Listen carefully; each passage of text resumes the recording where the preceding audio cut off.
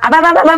Lately ni asyik hujan je nak ke pantai. Ada tak item yang boleh lindung daripada hujan ni? Mestilah ada. Dengan hutan kini, korang jangan risau tau. Ada item yang boleh elak daripada kena hujan.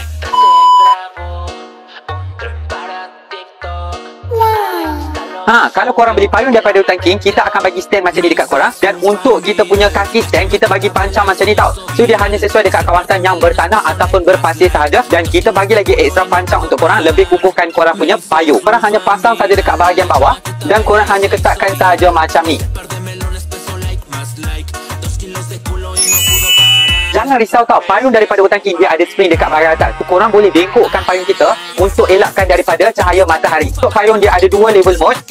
Ini mode yang pertama dan ini mode yang kedua.